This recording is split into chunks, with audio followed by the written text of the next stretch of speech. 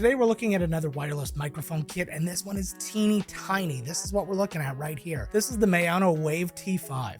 In the box, you're going to get this pouch, which isn't going to make a whole lot of sense in a second. You get these two necklaces for mounting the microphones. Then you get a USB cable, a carrying case that's going to carry everything you need. And inside that, you're going to have the charge case, which carries two transmitters and the camera receiver. Also inside the case, you have two mobile receivers, one USB-C and one Lightning. You have two magnetic clips that each can be stuck on the back of the transmitters. There's two windscreens that cover the entire transmitter, a TRS to TRS cable, and another USB-C cable. Now, if you look at the transmitter up where the mic is, there's a single LED that's your indicator light to let you know when you're muted, when you're connected, when you're in noise reduction mode, anything like that. On the back, you've got a magnetic pad. It's a really nice strong magnet. And you've got two buttons on the side. The top one is your mute button, and it can operate as a camera remote if you're connected remotely. And on the bottom, you have your power button, which also acts as your noise reduction and your pairing. Now, if you get a look at the camera receiver, on the front, you're going to see the big gain dial. On the top, you've got LEDs to indicate connection to the transmitters. On the back, you've got a big clip that is the right size to go on a cold shoe mount. On one side, you have a 3.5mm audio output jack and a switch to go between stereo and mono audio. And on the other side, you got a power button and a USB-C port to connect to a computer or charge it. And when you look at the mobile receivers, they're both laid out the same. We're looking at the USB-C one right now. On the front, you've got LED indicators to show if you're connected to each of the transmitters. On the very bottom, there's a pairing button and power button.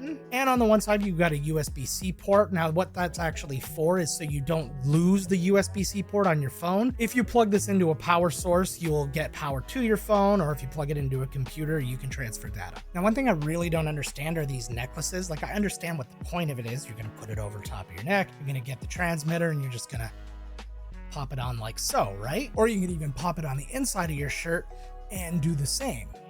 Like so. But tell me, what's the difference between that and just taking one of the magnetic pads like this and just sticking it to the inside of your shirt? To me, this one gives you more freedom than this one, and then you don't have something around your neck. But enough talk, I want to hear what these sound like. Time to get out in the field and give these things a test.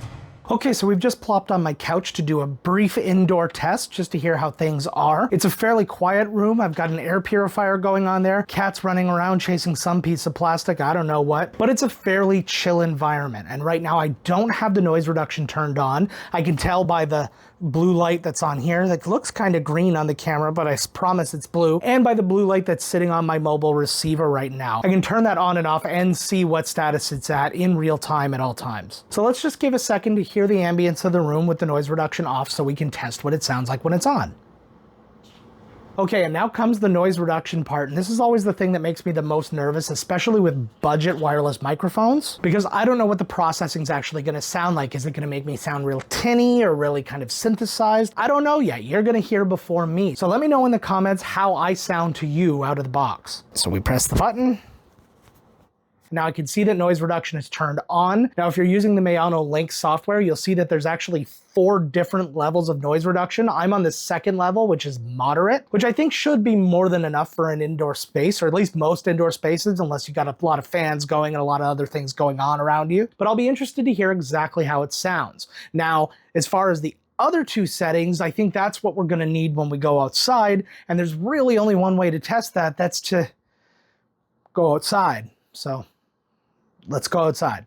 Okay, and now we're outside and we're on the street right now. I actually saw my sister and niece and nephew just drive past, which was pretty fun and cool. I guess that's what you get when you know, touch grass from time to time. But now we're getting near the cars and stuff like that, and this is probably, with the noise reduction off, not the best idea. So what we're gonna do is we're gonna turn it back on.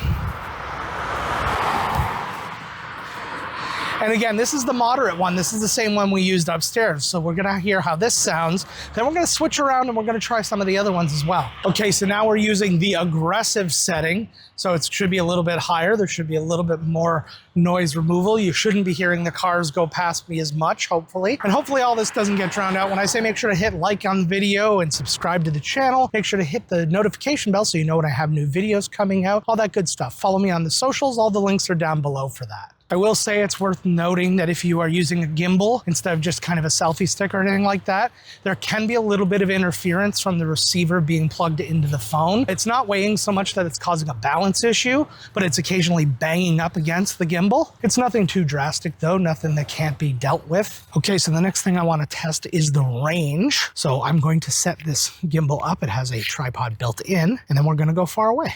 And now here we are. We are the length of my apartment building away. I'm going to start walking towards you, but you should be able to hear me fine. There's some stuff going on the side here. So it's pretty loud and it's pretty inconsistent. So I imagine it's being picked up despite the noise cancellation being on, but that's all right. The main thing we're testing now is that we're getting a strong signal between that tiny little receiver and this tiny little transmitter right now. That's really all that matters to me. But while I walk back towards you, let's have a little call to action. What is the one feature on a wireless mic kit that you cannot live without? Is it onboard recording? Is it the noise reduction? Do you need to be able to connect to multiple receivers at one time? You let me know down in the comments, because quite frankly, I'm curious to know. Okay, so we're back inside now, and I want to check out something that's called their sound coloration. So it's basically presets of EQ. Now I've got noise reduction turned off because I don't want that being an impact on any of this. Right now we're what's on the voice enhancer. So it's basically just kind of an overall boost of all the best parts of the voice, I guess. It doesn't really say exactly what it is in there. And now we're on the setting that's called warmth. I'm assuming that this is going to bring up more of the mid-tones. That would be my guess. Based on what the other things do, is that this one's going to bring up the mid-tones, bring in that kind of warm sound. Not always good on people's voices, depending on what they are. Some people need a little bit more bass. The mid-tones can make you sound a little bit more nasally than you want to. So I'll be interested to hear how this one sounds as well. Okay, now this one is brightness. I'm going to guess that that's going to be the high frequency stuff. That's the more vocal presence area. And when people say that you have a brighter sound, it's usually the high frequency stuff that's doing that. How does this one sound compared to the other ones? We've only got one more left. And this is the last one. This is huskiness. Now, generally speaking, the boost in low stuff, the bass stuff, really good for podcasts, really good for things when you're kind of close and you're trying to be personal and stuff like that. Not always necessary for vlogs and things like that. Usually people are looking for more presence, generally speaking. But if you feel like your voice is too high and you just feel like kind of that low end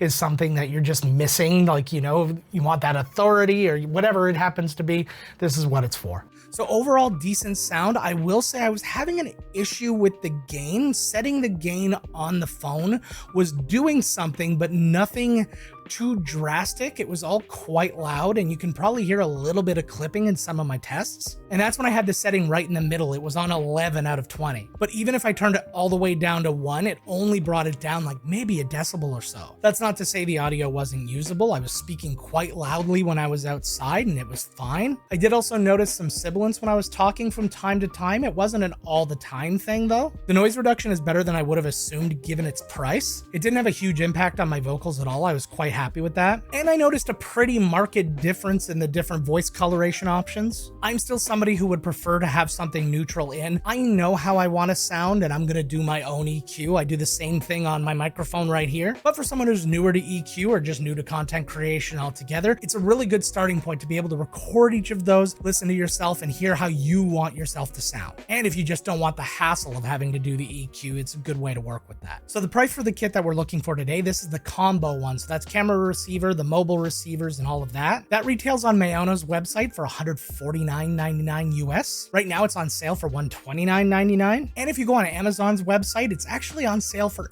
$89. Killer time to get it right now. At the higher end of the price for the entire kit, I'd probably recommend with just going for what you're going to use, because they do have kits that are just the USB receiver or just the lightning receiver or just the camera receiver. Save yourself a little money if you're not going to use these other things, but this one kind of future-proofs you a little bit because it gives you everything. So if you can save the money, do it. If I find a solution to the gain problem, I will make a short and then point it back to this, and I will also link it down below so you can find it. And what the hell, it'll also pop up right here. But let me know what you think about the microphone down in the comments. What did you like? What did you not like? What would you like to see out of a mini kit like this? And since you made it this far, why don't you check out one of these videos? I haven't picked out what they're going to be yet, but I think this one's going to be a real good one. That's going to do it for this one. Thank you all for watching, and until next time, my friends, let's get to work.